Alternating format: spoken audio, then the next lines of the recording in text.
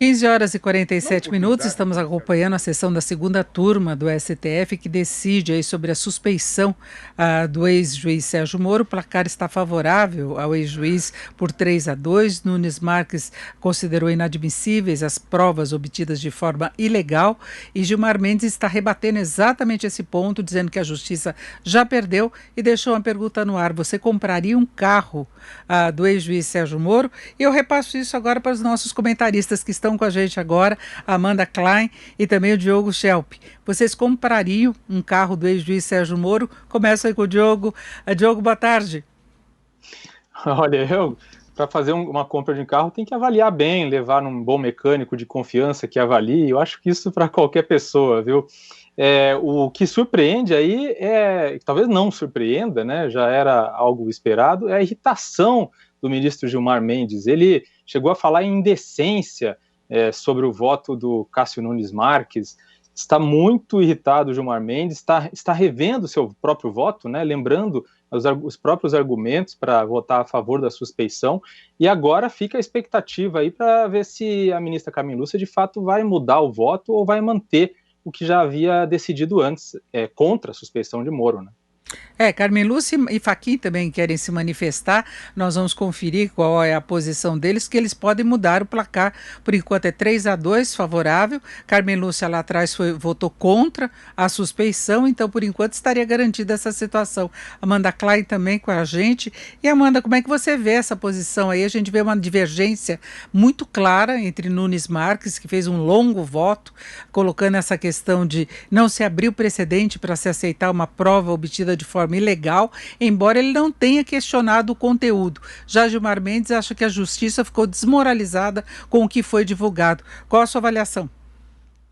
Vinícius, eu acho que, antes de mais nada, é preciso a gente entender o contexto político, as circunstâncias em que esse voto acontece. O ministro Gilmar Mendes, como o Diogo ressaltou, está visivelmente nervoso, incomodado, porque ele esperou 2 anos com esse pedido de vistas, ele esperou 2 anos para devolver isso à segunda turma, no momento em que ele achava mais propício que tivesse os votos favoráveis à suspeição, ou seja, a parcialidade do juiz Sérgio Moro, né? Então, primeiro, só para a gente relembrar a ordem dos fatos, dos acontecimentos, isso tudo em apenas 2 semanas. Numa segunda-feira, o ministro Fachin anulou as condenações do Lula, né? Os 4 processos regrediram, saíram da 13ª Vara Federal de Curitiba para a Justiça Federal de Brasília, do Distrito Federal. Óbvio que o recurso da PGR ainda tem que ser julgado pelo Pleno do Supremo acerca da competência, e no dia seguinte, o ministro Gilmar Mendes viu: opa, aqui está a oportunidade da minha vida, vou colocar em julgamento a suspeição, porque não só quero declarar a incompetência do juiz Sérgio Moro, como mais ainda a parcialidade do juiz Sérgio Moro. Qual não foi o susto quando o ministro Cássio Nunes pediu vistas, né? Porque aí o Gilmar queria contar com os votos de Ricardo Lewandowski, obviamente, e quando o ministro Cássio Nunes, o ministro pediu vistas, devolveu 2 semanas depois e agora está contrariando todo o voto de Gilmar Mendes. Então é por isso que ele está tão incomodado, tão nervoso, porque ele está vendo que está perdendo. É lógico que isso pode mudar, como vocês ressaltaram, a ministra Carmen Lúcia ainda vai se manifestar. Na sessão anterior, sobre o julgamento de suspeição, ela já havia indicado, sinalizado que poderia mudar seu voto, e o ministro Edson Fachin também quer fazer suas observações. Agora, é importante só colocar aqui, primeiro, eu estava conversando com alguns juristas e acompanhando o voto ao mesmo tempo, que é muito juridiquês, né, a gente precisa tentar entender e traduzir. Um desses juristas me disse que, assim, o principal do voto do Cássio Nunes, primeiro, é reconhecer que o habeas corpus, que é um instrumento sumaríssimo, não serve para declaração de suspeição, né? Então, o ponto principal do voto dele é esse, e um ponto secundário, aí sim, é observar que ele não aceita as gravações hackeadas, ele acha que são provas obtidas ilegalmente, então não serviriam nesse momento.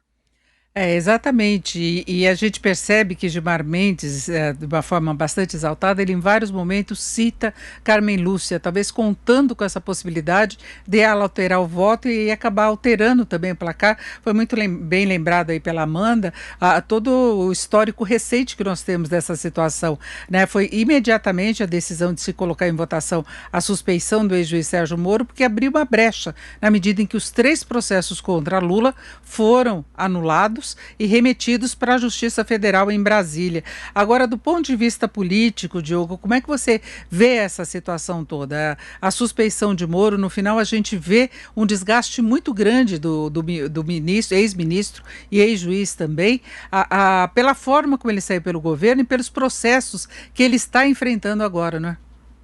Sim, com certeza. Se de fato a suspeição não for julgada, quer dizer, se ele não for julgado parcial, é uma vitória para o juiz Sérgio Moro. Esse voto do Cássio Nunes Marques, que é muito firme contra o uso das gravações, vai a favor do que os procuradores e o próprio Moro vem dito, né, sobre essas mensagens, sobre a possibilidade de que elas possam ser adulteradas. Então seria uma vitória para ele. Mas é preciso pensar o que isso significa também para o Lula, né? Porque Lula, com aquela decisão de Edson Fachin, se tornou elegível do dia para a noite, algo que ninguém imaginava naquele momento, e a chance dele permanecer elegível para 2022 agora depende basicamente da manutenção daquela decisão do Edson Fachin, que ainda está por acontecer, né? Já que se mantiver mesmo esse resultado de 3-2, contra a suspeição de Moro, por esse caminho não ocorreria, digamos assim, a garantia da elegibilidade de Lula, né? Agora, se Moro for considerado parcial, né, pode até ter dois caminhos aí. Primeiro, pode ter um impacto só no caso do triplex, né? E aí, se a decisão de Fachin for revertida, Lula pode voltar a ficar inelegível, mas não é o que está aparecendo por enquanto, né? O resultado tem sido o de que vai depender mesmo para Lula a decisão, se a decisão de Edson Fachin permanece ou não.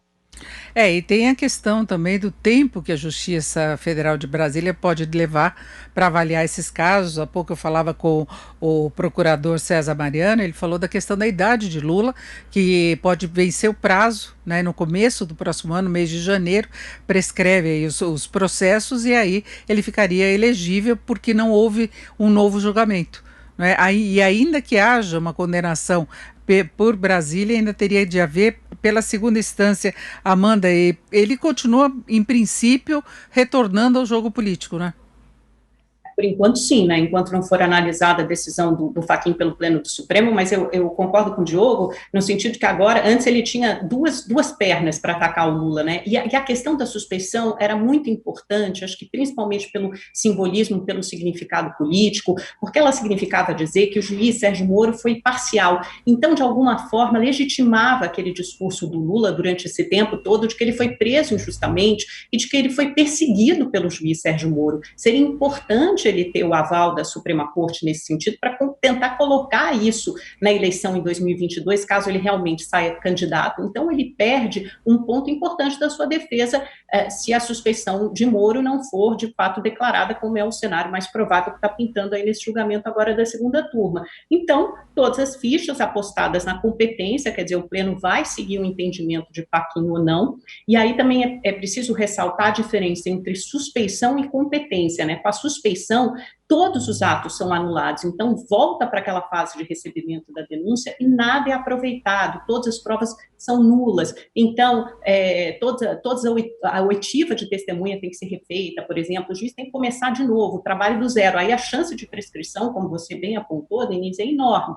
No caso da competência, né, se a 13ª Vara Federal de Curitiba de fato não tenha sido o juízo competente, aí você, obviamente, você volta algumas casas, volta tudo para o distrito, para a Justiça Federal de Brasília, mas alguma coisa ainda pode ser aproveitada em termos de provas, então também tem essa diferença de suspeição e competência, tanto no sentido jurídico como no sentido político.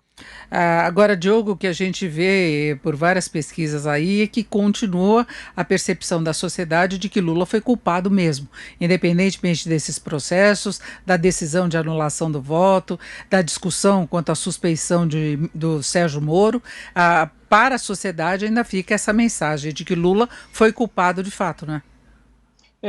Essas pesquisas indicam que a Lava Jato ainda conta com boa imagem junto à população, né?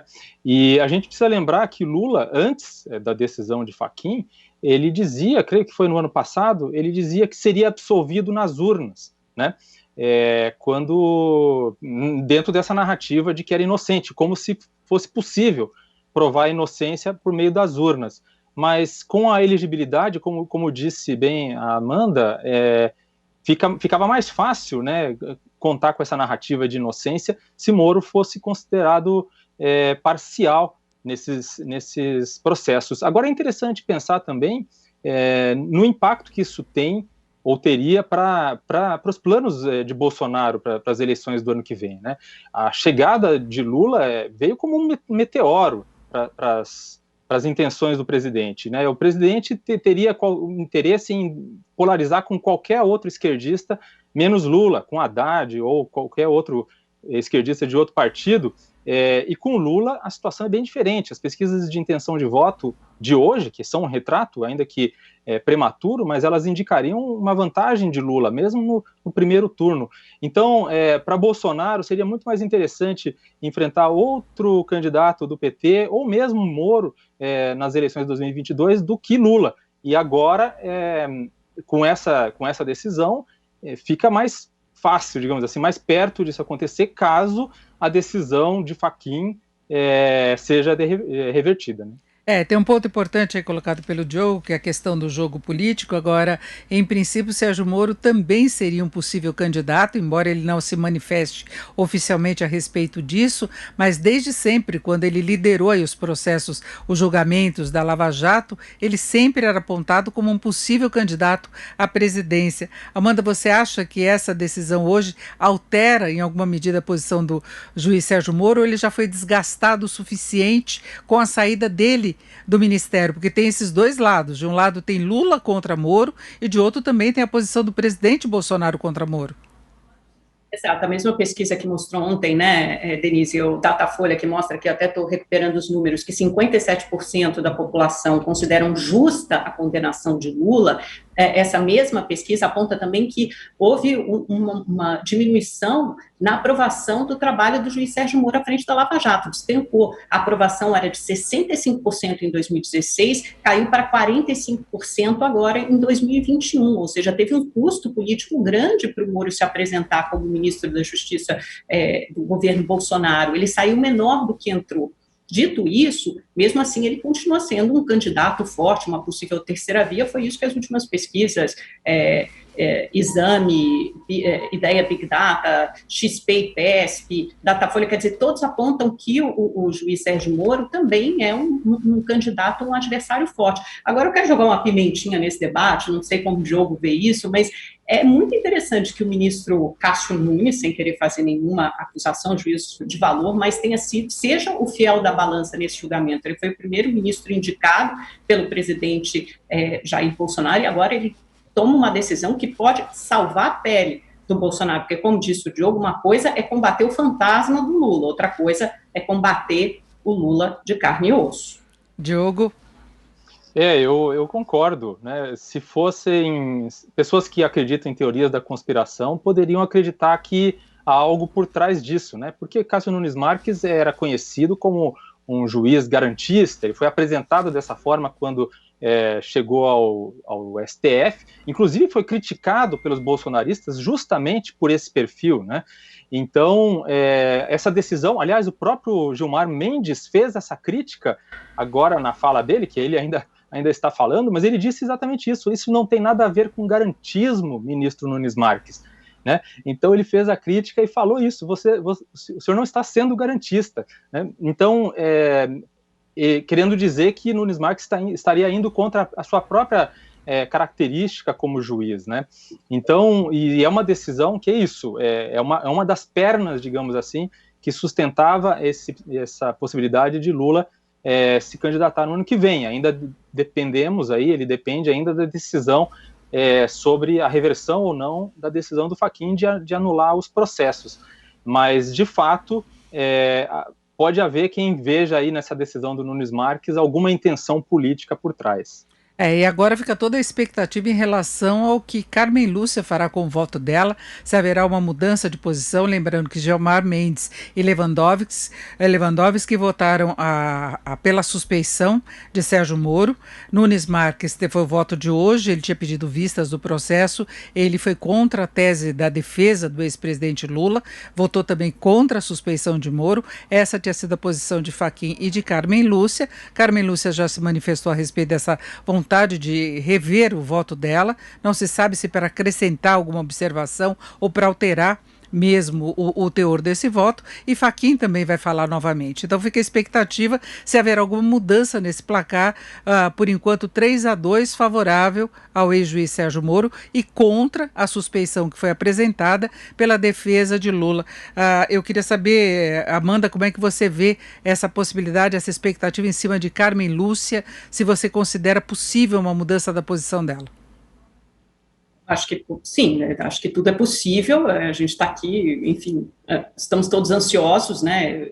Não dá para saber o voto dela ainda, mas ela já havia sinalizado na sessão passada, 2 semanas, assim, que poderia mudar o voto dela. Ela até falou, quando o Cássio Nunes pediu vistas, né, ela falou algo como, poxa, eu já tinha aqui algumas coisas que eu queria falar, eu queria me manifestar também, mas tudo bem, já que o Cássio Nunes pediu a vista, então vou deixar para me manifestar quando ele devolver esse pedido. E aí o Lewandowski pediu para adiantar o voto e acompanhou Gilmar Mendes. Então ficou o Cássio Nunes como esse voto de Minerva, esse fiel da balança, mas com a expectativa de que Carmen Lúcia reveja a posição dela. Ela já fez algumas manifestações sinalizando que também achou o conteúdo desse vazamento da operação spoofing algo espantoso, né? E o ministro Gilmar Mendes fez declarações muito duras, comparando sempre a Lava Jato a um processo de exceção, próprio de regimes ditatoriais, de regimes totalitários. Então, o ministro Gilmar Mendes, estou vendo aqui no canto da tela, continua falando, ele está muito nervoso porque não era o que ele havia programado, politicamente não era o que ele esperava. Ele aguardou o tempo, as circunstâncias exatas para apresentar esse voto dele, para devolver o pedido de vista, justamente para ter o controle do processo, ter o controle da ação de suspeição, desse habeas corpus da suspeição, e agora acabou perdendo o controle por esse voto do ministro Cássio Nunes, que até pediu desculpa. Isso é interessante, porque no final o Diogo apontou, porque é um juiz garantista, não sei o que, no final ele quase que pediu desculpas ao Gilmar, dizendo, eu acompanho Vossa Excelência na maioria dos votos, penso muito parecido com o senhor, mas nessa, infelizmente, eu vou ter que discordar.